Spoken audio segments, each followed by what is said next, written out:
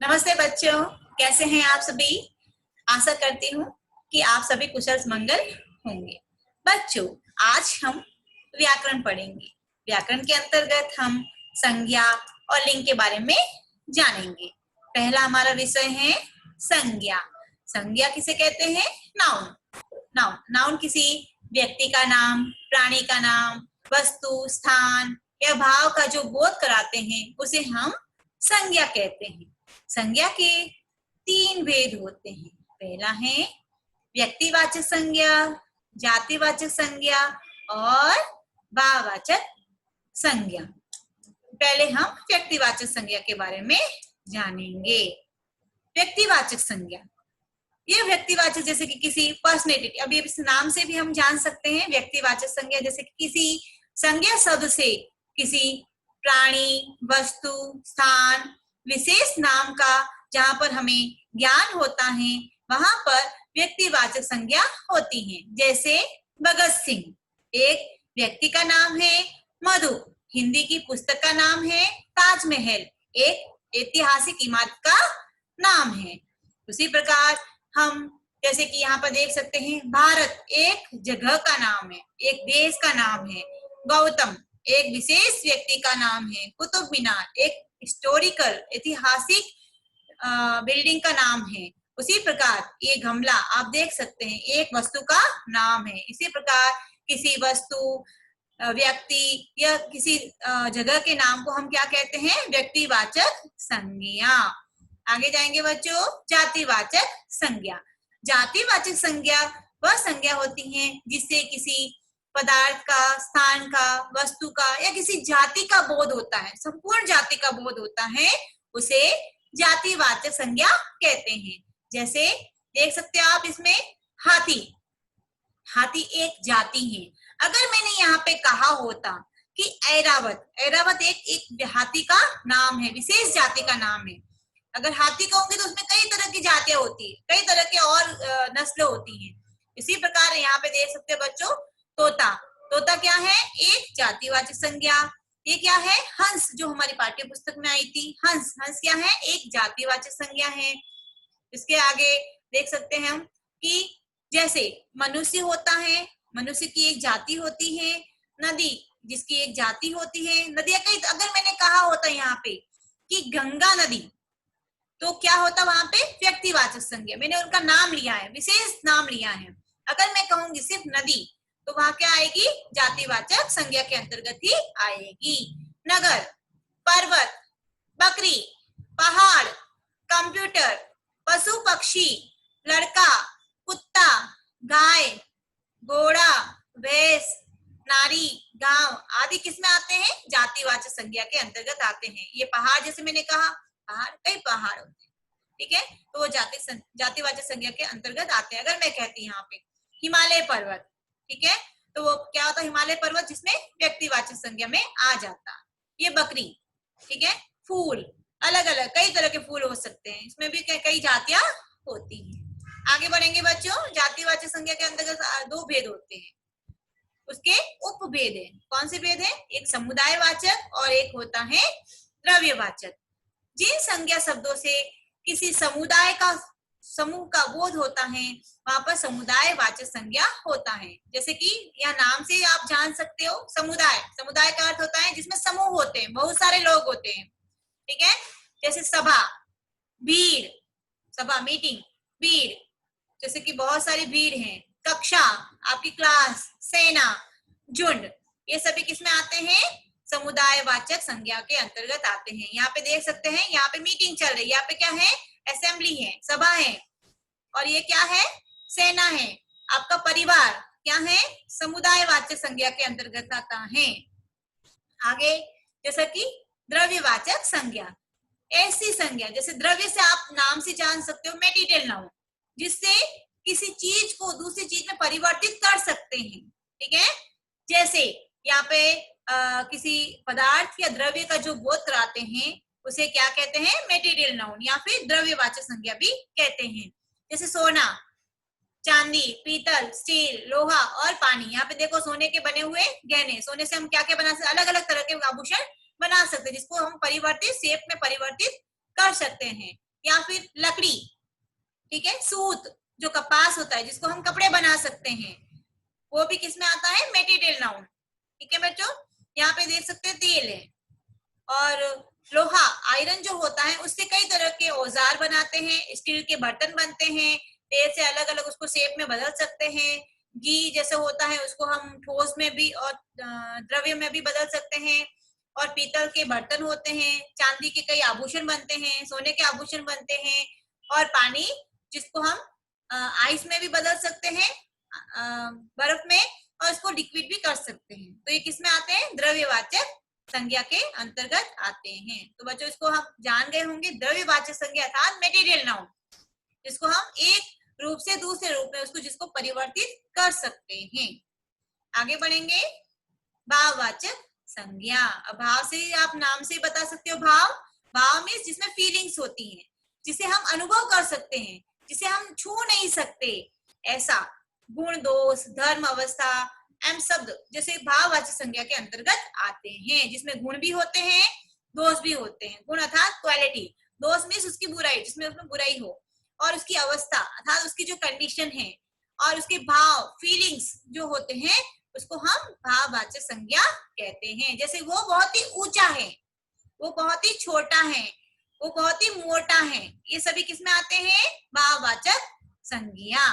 मोटापा, जैसे कि चौड़ाई, प्यास, ये सभी किसमें आते हैं, भाववाचक संज्ञा में। जैसे कि बचपन बहुत ही सुखद होता है, यहाँ पे देख सकते हैं बचपन, बच्चे खेल रहे हैं। बचपन क्या है, एक भाव है, बचपन का एक भाव क्या है, बचपन। बच्चों का भाव क्या है, बचपन। यहाँ पे बचपन बहुत ही सुखद होता है। हमारी लिखावट सुंदर होनी चाहिए, लिखने से क्या बनती है, लिखावट। वैसे कौआ, उड़ना, कौआ उड़ना है, उड़ना बोल तो क्रिया होती है, मगर वो उसने अपनी उड़ान दिखाई, तो उड़ान क्या हो गई, भाववाचक संज्ञा। तो बच्चों आगे बढ़ेंगे। इसी प्रकार हम देख सकते हैं जातिवाचक शब्दों से हम भाववाचक संज्ञा कैसे बना सकते हैं। जातिवाचक जैसे बूढ़ा, बच्चे, ठीक है, मनुष्य, दास, नौकर, ये सभी क्या है, जातिवाचक संज्ञा। अब इसे हम क्या बनाएंगे, भाववाचक संज्ञा। बूढ़ा से बुढ़ापा, मनुष्य से मनुष्यता, दास से दासता, नौकर से नौकरी, और बालक से बालकपन, और लड़का से लड़कपन, मित्र से मित्रता, कलाकार से कलाकारी, शत्रु से शत्रुता, जवान से जवानी, बचपन से बचपना। उसी प्रकार हम उसको भाववाचक संज्ञा में बदल सकते हैं। आगे बढ़ेंगे बच्चों, विशेषण शब्दों से भाववाचक संज्ञा बनाएंगे। विशेषण से, एडजेक्टिव से हम कैसे बनाएंगे उसको, भाववाचक संज्ञा बनाएंगे। कैसे बनाएंगे देखेंगे। विशेषण शब्द क्या है, लाल, लाल रंग जो कलर्स होता है उसको क्या कहते हैं, विशेषण शब्द। विशेषण लाल से बन गया लालिमा, मोटा से मोटापा, हरा से हरियाली, सफेद से सफेदी, स्वास्थ्य से स्वास्थ्य, विनम्र से विनम्रता, काला से कालीमा, सुंदर से सुंदरता, मीठा से मिठास, चतुर से चतुरता, चंचल से चंचलता, सर्द से सर्दी। इस प्रकार हम विशेषण शब्दों से भाववाचक संज्ञा बना सकते हैं। आगे बढ़ेंगे बच्चों, क्रिया शब्द। अब क्रिया अर्थात वर्ब से हम भाववाचक संज्ञा कैसे बनाएंगे।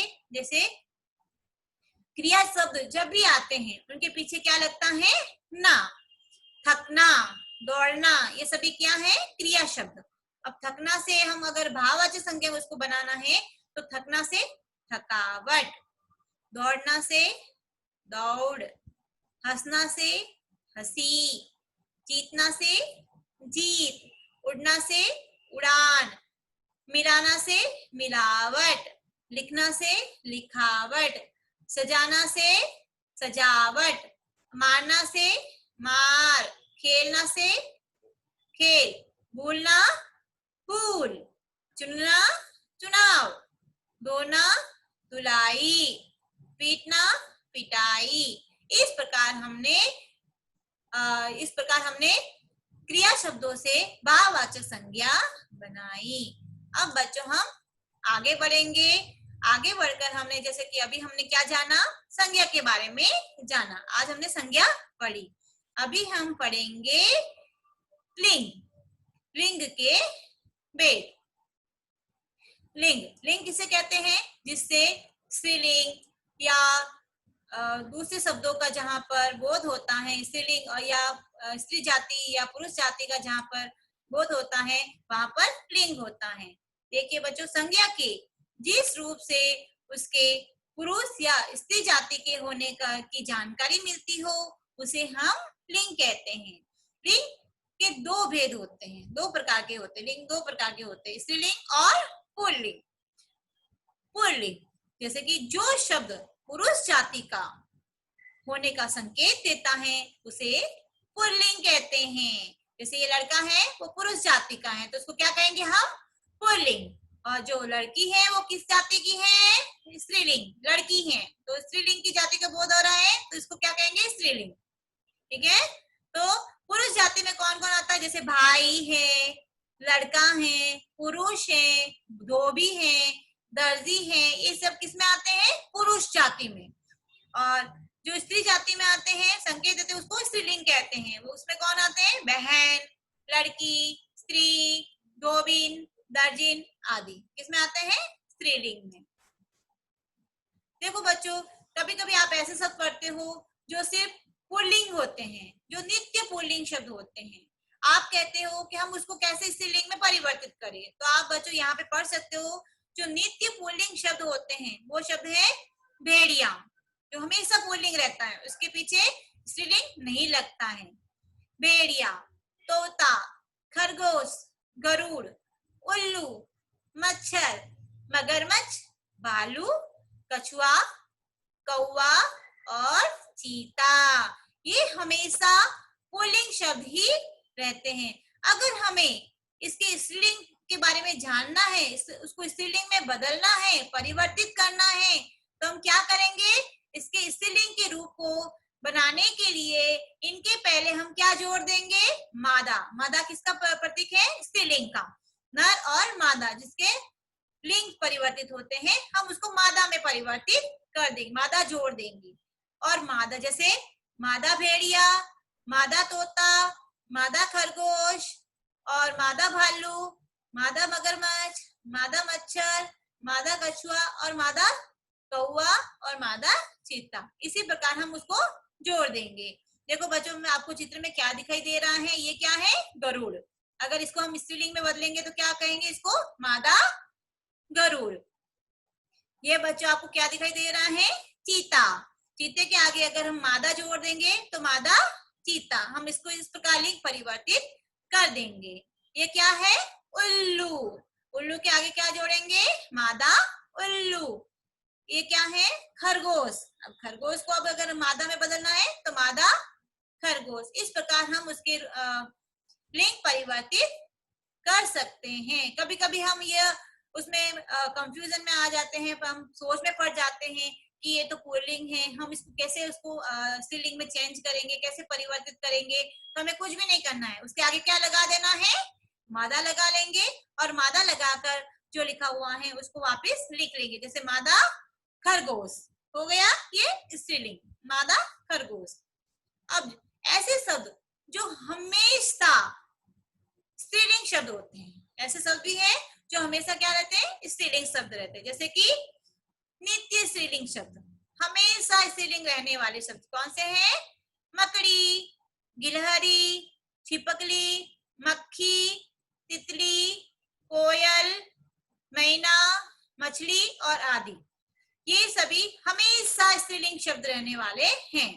इनके आगे हम क्या करेंगे? इसको अगर पुल्लिंग बनाना है, पुरुष जाति का बनाना है, तो हम उसके आगे क्या जोड़ देंगे? नर जोड़ देंगे। जैसे नर मकड़ी, नर गिलहरी, नर छिपकली, नर मक्खी, नर तितली, नर कोयल, नर मैदा और नर मछली। देखो बच्चों, यहाँ पे आपको ये मकड़ी दिखाई दे रही है। मकड़ी क्या है? स्त्रीलिंग है। क्या है? स्त्रीलिंग है। तो अगर उसके आगे क्या जोड़ देंगे हम? नर मकड़ी। ये क्या है? मैना। अब मैना के आगे क्या जोड़ देंगे? नर मैना। ये क्या है? गिलहरी। इसके आगे क्या जोड़ेंगे? नर गिलहरी। ये क्या है? तितली। उसके आगे क्या जोड़ेंगे? नर जोड़ देंगे तो नर तितली बन जाएगी। तो बच्चों जैसे कि अगर हम कभी कभी ये सोच में पड़ जाते हैं कि हम स्त्रीलिंग है, अब इसको नर में कैसे बदलेंगे, पुल्लिंग में कैसे बदलेंगे, तो बस यही करना है कि उसके आगे आपको नर जोड़ देना है। तो बच्चों आज हमने व्याकरण में संज्ञा शब्द पढ़े, संज्ञा के भेद पढ़े और संज्ञा जातिवाचक संज्ञा के उपभेद भी पढ़े। तो बच्चों आप जैसे कि अपनी पार्ट 2 में सेकंड में जैसे उसमें दिया गया था जातिवाचक संज्ञा, व्यक्तिवाचक संज्ञा और भाववाचक संज्ञा, तो बच्चों उसको आप उसके अनुसार आप उसको बना सकते हैं, उसके बारे में लिख सकते हैं। और आगे जो एक और बीट्स आई थी दूसरे अध्याय में लिंग बदलिए, तो आप इसी प्रकार आप हमेशा नर और स्त्रीलिंग पुल्लिंग शब्दों को आप ऐसे बदल सकते हैं। आशा करती हूँ कि आपको समझ में आ गए होंगे। अगर आपको कोई भी डाउट है तो आप मुझे पूछ सकते हो। तो बच्चों यहीं पर हमारी कक्षा हम खत्म करते हैं। अगली कक्षा तक हम इंतजार करेंगे। बच्चों धन्यवाद।